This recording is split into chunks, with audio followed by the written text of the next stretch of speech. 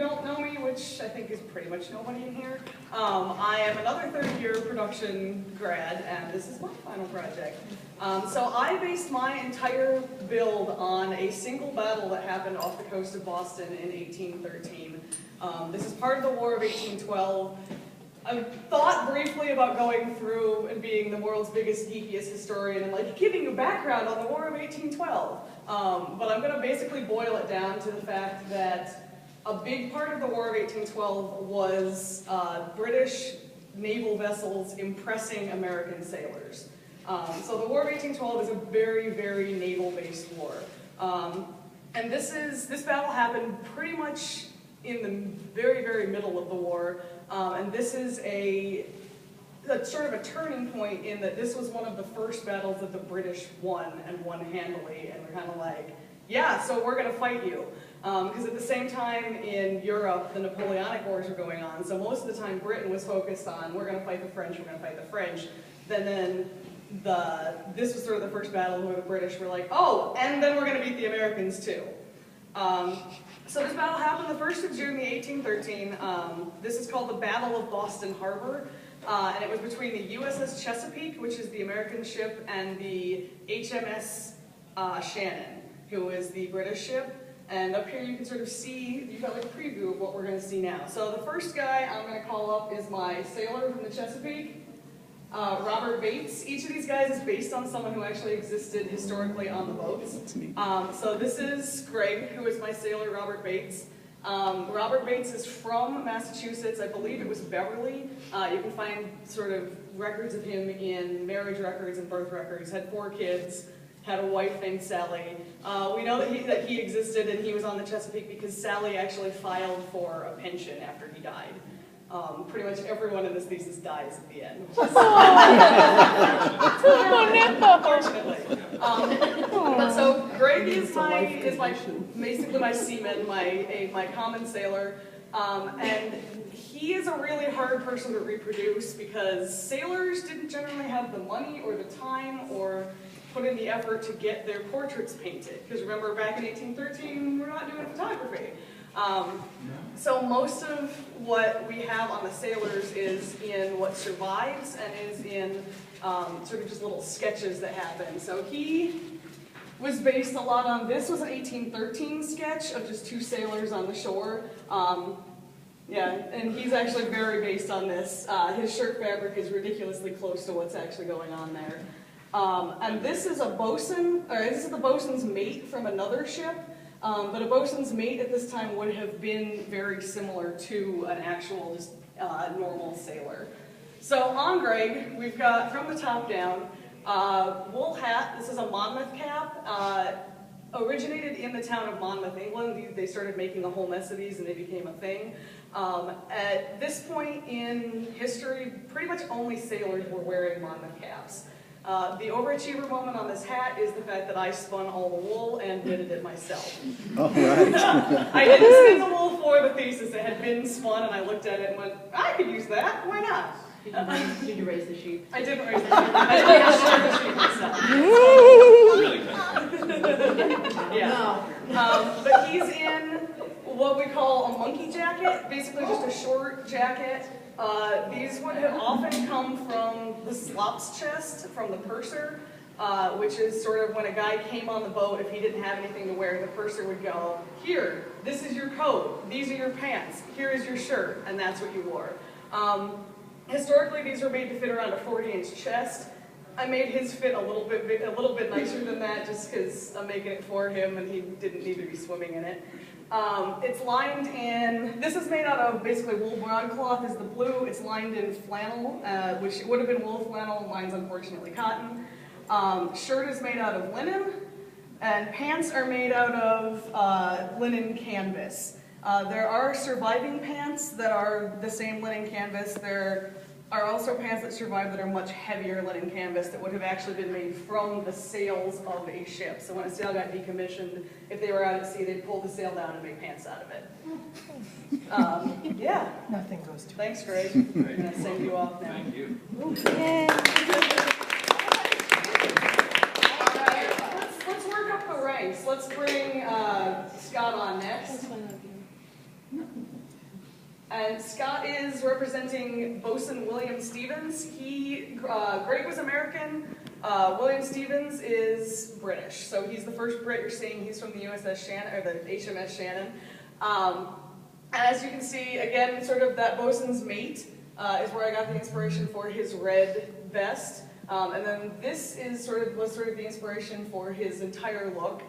This is basically one of the only known portraits of a bosun, and he's from the HMS Gloucester. He's a little early. He was drawn in 1799, but things didn't change that much, so I felt okay using it. So bosuns sort of existed. If Greg is sort of the lowest of the low, William Stevens is sort of the lowest of the low, or Bates is sort of the lowest of the low. Stevens is sort of for taking a step up. He's a warrant officer. So where Bates would have just been sort of a dude who came on the boat and is a worker, he's now got not a commission, but a warrant that said, all right, you're a little bit better at things, you're now in charge, and the bosun on a ship is basically in charge of making sure that guys are where they're supposed to be doing what they're supposed to do. So he's a little bit nicer looking, a little bit more put together. His coat is a nice step between sort of the captains that we'll get to and the sailor that we just saw, because he's got tails, but he doesn't have all the extra like gewgaw fun buttons that the captains do, and he is also unlined. So I'm going to actually go ahead and take your coat off you, so people can see the vest. The red vest is not, in the regulations of this period, the bosuns would have been in white vests. They're regulated to have been wearing white vests, but there are accounts of this battle that said, oh, everyone went downstairs, or went below decks and put on their bad stuff, because they knew they were going into battle and they didn't want to ruin their nice uniforms. So I made the decision to put him in a red vest that is more similar to what the sailors would have been wearing, thinking that it was his old vest that he put on instead. And each of these shirts is a different pattern as well, and I'll try to bring them all back out so you can see them together. He is a work shirt which has, you can sort of see the reinforcement over the shoulder here.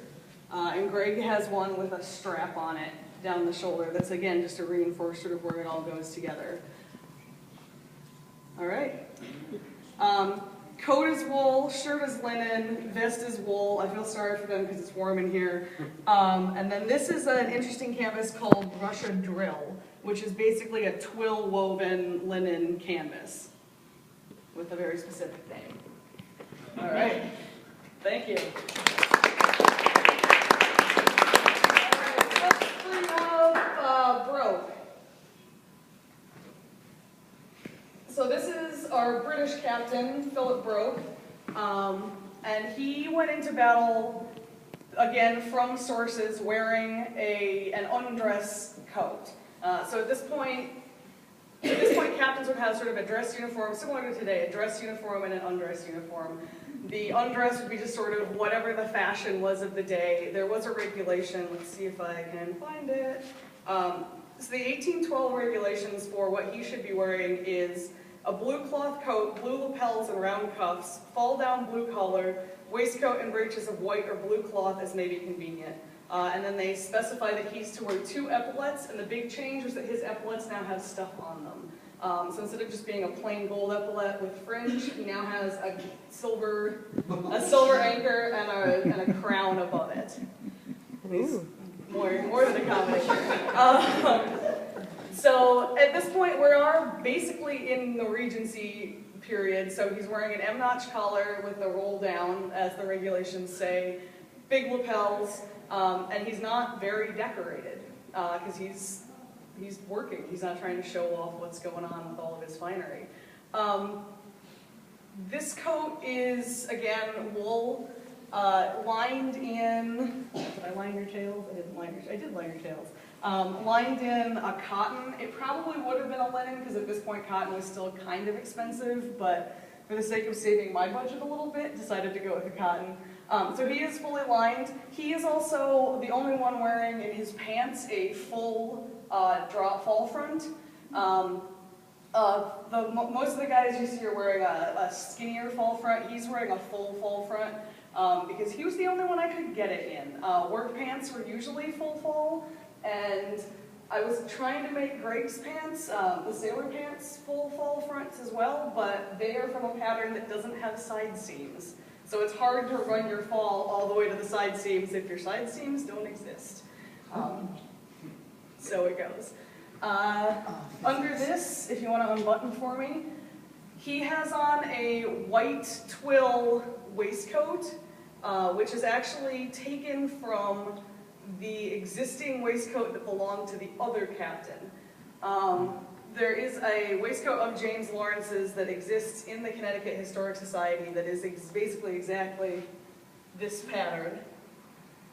And so it's just a twill cotton, and the lining, the back is just a plain woven cotton with a stand collar. And this waistcoat actually gave me a little bit of heartburn because in all of the portraits you can see, especially Lawrence over there and these guys, the front of their vest like stands out sort of in the coat.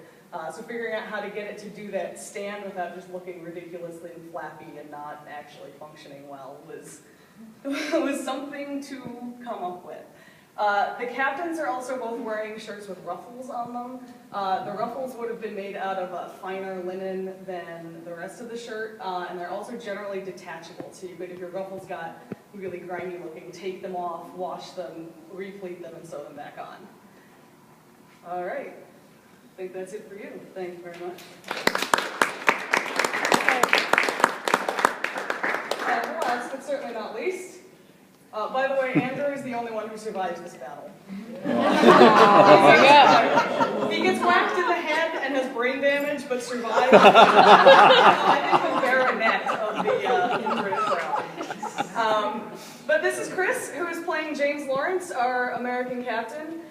He's actually standing right under the vest portrait of James Lawrence that still exists. This is actually broke, but he's in his full dress uniform, so less than helpful in trying to put him in his undress.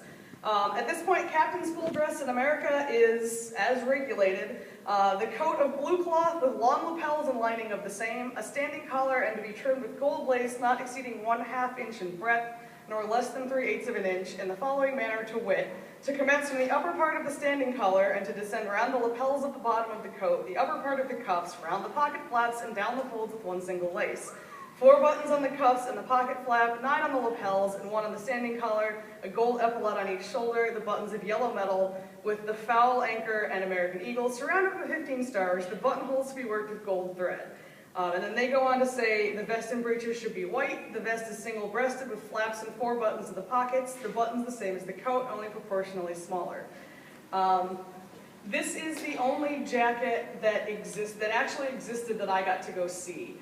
Since Lawrence was born in New Jersey, they actually have his coat in the Newark, New Jersey Historic Society.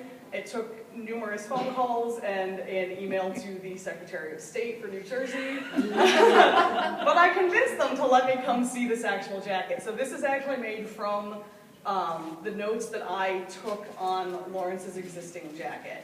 Right down to, and this is where the crazy comes back, right down to all of these little buttonholes that are all hand-worked. They're all couched over a stiffening, basically, piece of card. There are, I don't like thinking about the number, like I don't think I ever actually totaled it up, but there are 9 on each front, 4 on each pocket, 4 on each cuff, and 2 on the collar. That was legitimately a majority of my school year, just in gold buttons. It was crazy. But as you can see, Lawrence here, significantly splashier than Broke. Lawrence went to battle in this and was gold and shiny, and they attribute that to why he probably died. Because the sharpshooters on the other boats are trained to look for a person who looks like they're in charge, because if you cut off the head of the boat, no one's going to know what's going on. Now there's no one in charge. So Lawrence did die. He took a musket ball to the leg and then died on the way to Halifax. Interestingly enough, when I was putting the buttonholes in the actual, inside the gold buttonholes, so the functional buttonholes inside the decorative buttonholes, I broke something like 4 needles and realized why they probably shot him in the leg. Because there's enough metal on the front of this coat that it's almost bulletproof in places. Big old gold shiny bulletproof vest. So similarly, I'm going to try to help you out of your coat, just because I know he's going to help himself out of his coat. I'm also going to talk about the hat for a little now that I'm holding it. This is what's known as a chapeau bras, or an arm hat. So you can see the way he was holding it. Basically, that's what they did with these hats. They stood around and held them in portraits. They very, very rarely put them on. At this point, we had gone from, if you think Napoleon is generally wearing his hat this way, these guys started to wear it this way. And it's interesting, if you look at, those of you who have seen Master and Commander will see that Russell Crowe is wearing his hat this way, and one of his lieutenants who's younger is wearing it this way. So it's sort of one of those things that evolves over the course of the era of the Age of Sail. So again, this is actually the guy whose vest I based both of the captains on. This is the vest that exists in Connecticut. I didn't get to see it because it was on loan to somewhere else, but saw enough pictures of it that I was kind of like, oh, this is how it works. Again, he's got ruffles on his shirt. Shirt is made of linen, vest is still cotton twill. His pants are white wool. They should be white wool flannel. Sadly, I could not find a good white wool flannel to save myself until I had ordered this. It had come in, and that day I got home and there was a perfect white wool flannel in my mailbox as a swatch. And I said, well, great, next time I do this, now I know where to get it. And proceeded as planned. He again has the smaller of the fall fronts. We didn't try to wrap it all the way to his side seams either because the more formal pants would have had the smaller fall. And I'm actually going to call Greg back up and make him take his pants off so you can see the underwear that all these guys have. So I may have to help him out of his accoutrement here. Oh, man, give you take us away a my second. sword? Knife. Really like this sword. That's right. You said you wanted me to take my pants off. Is that right? Yeah. Okay. So you're probably going to have to lose the suspenders too, which means you're going to have to take your coat off. Oh, it's nice to meet all of you. This is Greg, he's a good sport. I made Chris do this last time and decided I'd pick on someone else this time. Some music or something? Because basically all these guys are wearing the same underwear. At this point, these are dress drawers. So they're basically just big, sort of loose linen. These are cotton linen, because that was the most appropriate fabric I could find. Cotton linen drawers. Are quite the storage space for the excess of the ship. And there are records of some ship captains who insisted that everyone wear drawers, because at this point we're starting to get into the cleanliness is next to godliness sort of era. So the captains want to know that their guys can take a layer off and wash it and then put it back on, instead of just sort of fermenting in their own ick. It's not the cleanest But job. they would just keep the drawers on all the time. Only the pants. Or they got take washed? the drawers off and wash them while wearing the pants. Okay. Because before this, it was kind of, usually what you would do is just like shove your shirt sort of through either side, and your shirt acted as your underwear. So the drawers is we're trying to add like one more step to it that you could wash. Yeah. It's got a lot of room. And great, Yeah, there's a lot of tell me extras, a how lot of comfortable these are. Yeah. Air it out. All right. So if you guys want to come up and join them, pretty much all I have to say to you. I'm more than happy to field questions. I'm more than happy to make Chris put his silly hat on if he wants. Yeah. Yes. I took my pants off. Option for a silly. Huh? It's small. Oh, yeah. So Chris and... Have it on the right side. Yeah, you're good. So our dandy captain in his silly hat. Lawrence did have the reputation of being sort of a dandy and like sort of always wanting to wear the nice things.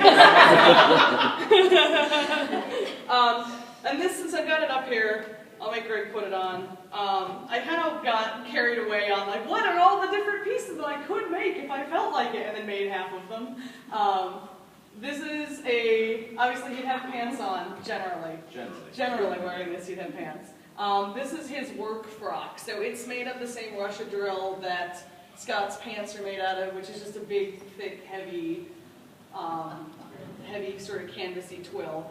And they would be wearing the work frocks when they were painting or caulking the deck or tarring things or doing any sort of really gross work in effort to try to keep their somewhat better clothes looking somewhat better. And it's got an American flag embroidered. It does have the inside American collar. flag embroidered on it. The At this appropriate point, number of stars. the appropriate number of stripes, that was a research project. There are 15 stars, 15 stripes at this point. They were all the Raised same. the stripes at some point? Hmm? I didn't know there were. Yeah, it went back to 13. We kicked some people. But at this point, as I was saying, the War of 1812 was a big sort of naval war with the issue of American and British impressment.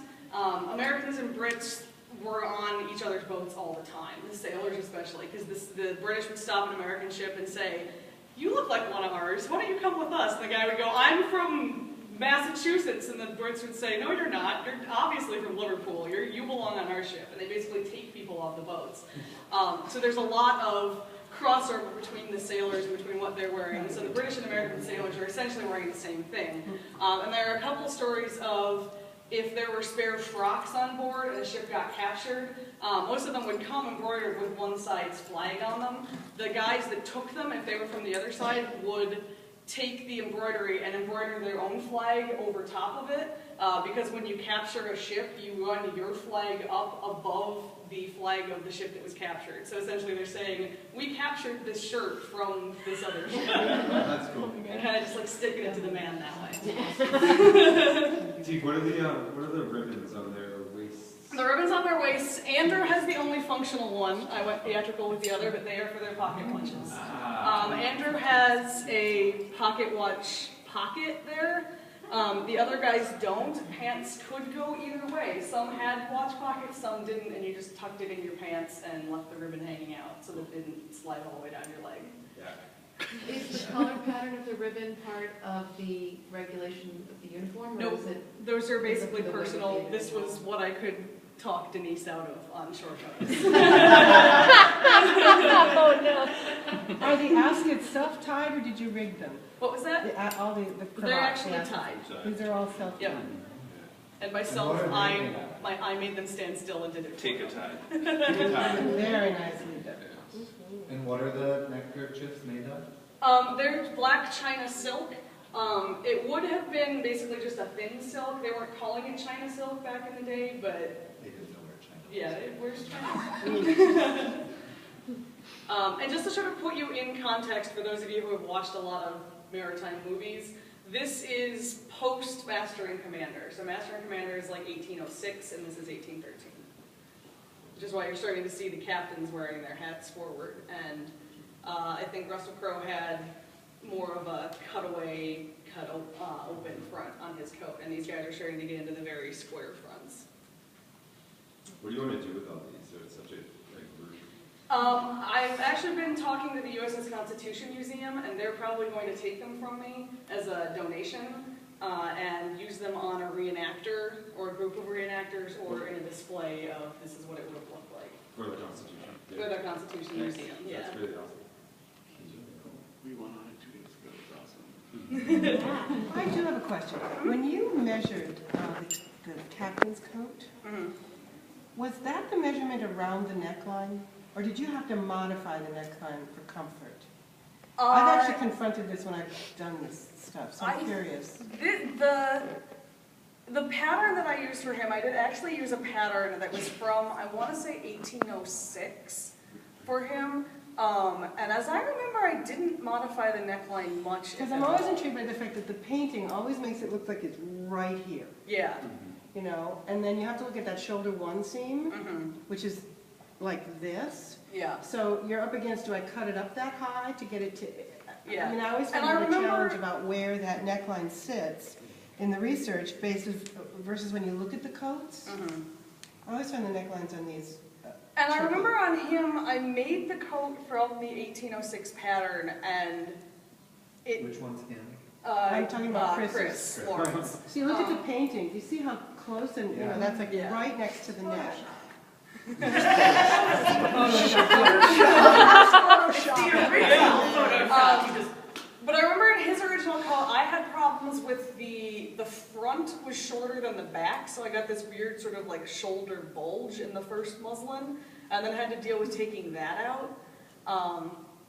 So I think that may have modified sort of the back of the neck Yeah, some. I just find them tricky, especially with But- where you put the arm's eye, because I think the arm's eye was in so much closer Yeah. than what is comfortable to our contemporary bodies.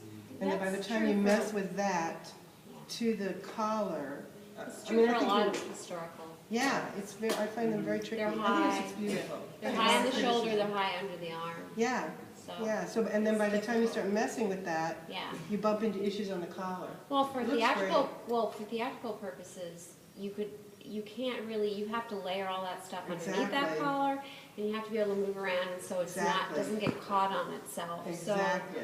It And I has to actually stand kept away having from Chris some- test that in fittings. I'd be like, No, I think "Can it's you move your beautiful. head?" I think it's something- beautiful. Yeah. And the epaulets are actually one of the other fun things. I think Andrew's still wearing his. The fringe on these epaulets is actually, it sort of looks like little gold woolly caterpillars when you see them in reality. And they cost something like $5 each for one of those fringes, and they're regulated to have 20 of those fringes on each epaulet. And I looked at that and went, not gonna happen. So this is actually wired gold trim wrapped around a dowel to sort of get that same effect. So you made that. Yes, we made the trim. She really did raise the sheep. She just didn't want to tell me because if I found out that she was feeding sheep in the costume. So with the epaulets, I noticed they're all, or both, I guess, sort of like far back on the shoulder. They're kind of far back on the shoulder because that's sort of where they wound up. I was working on the measurements of one of the actual epaulets that I had, and I think that the guy was much broader on the shoulders than both of these two. Because I made the first one to that measurement and then went, well, crap, that's not going to fit on Chris, and just kind of like pushed it back a little. I think the other thing too is that that's where, I mean, even on this you can see like that's sort of where the shoulder seam is rising. Yeah. So part of it was also trying to cover the shoulder seam. Gotcha. Did you do the metalwork on the far end of that? Yeah.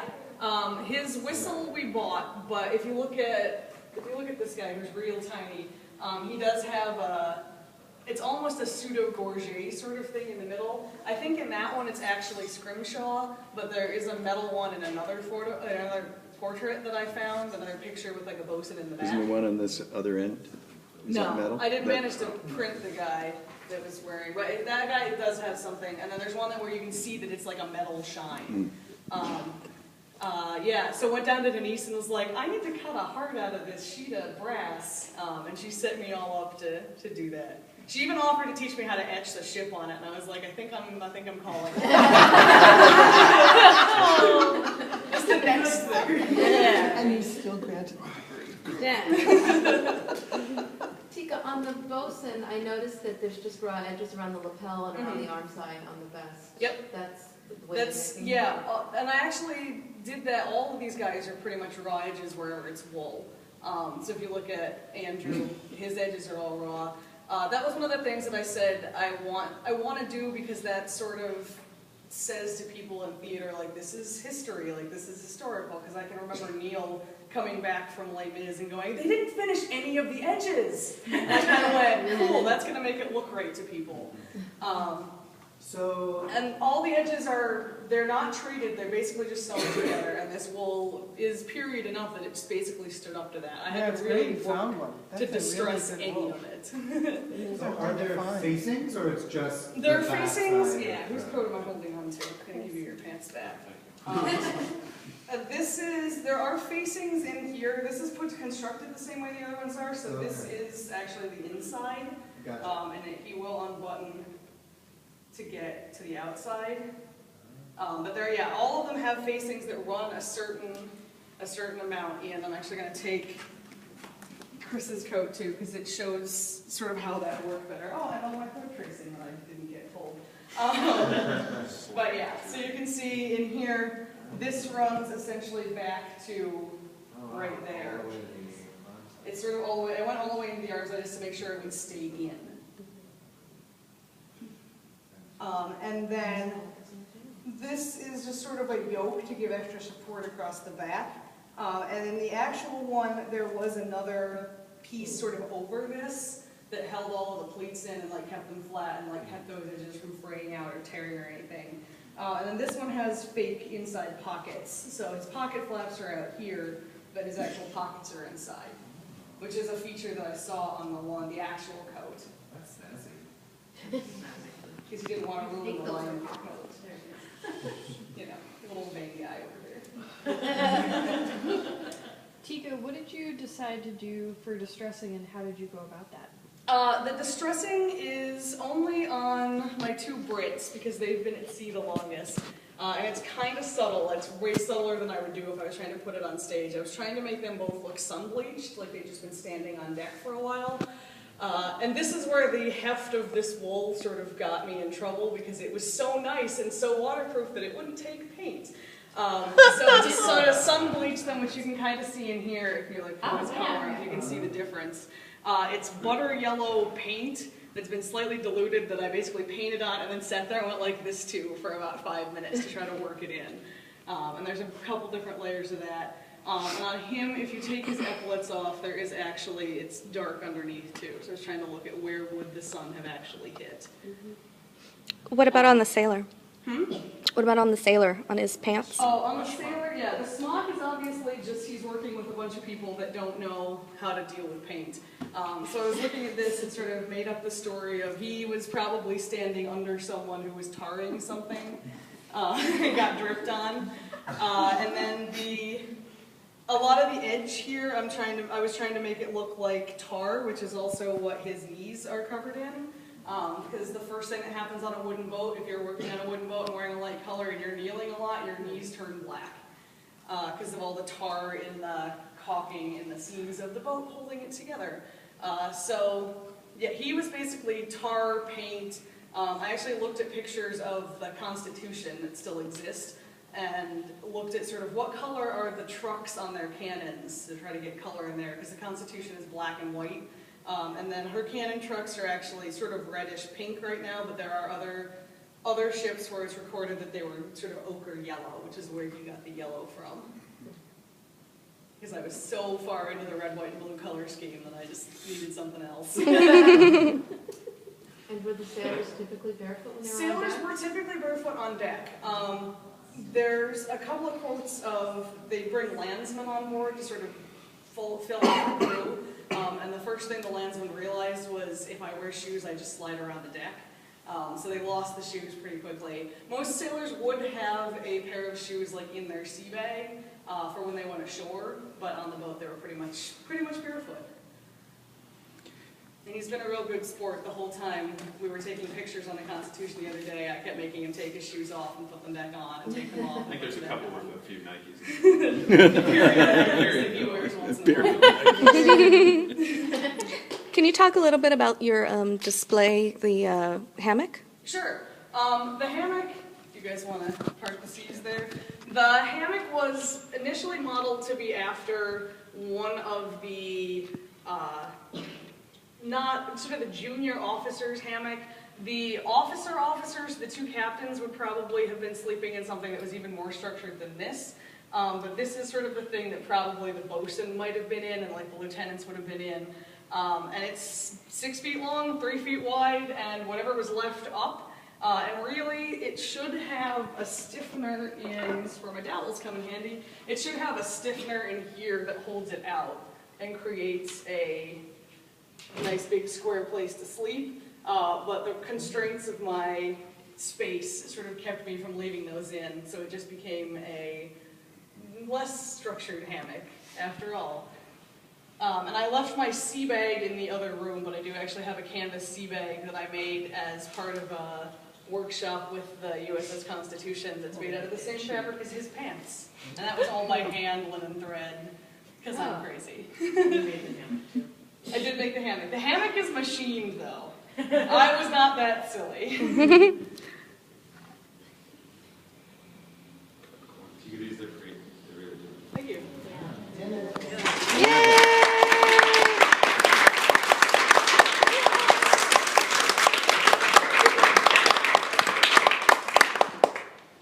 Thank you I'll much. put his pants on and leave them out here a little while. If anyone wants to talk to them. Don't put your pants on, though.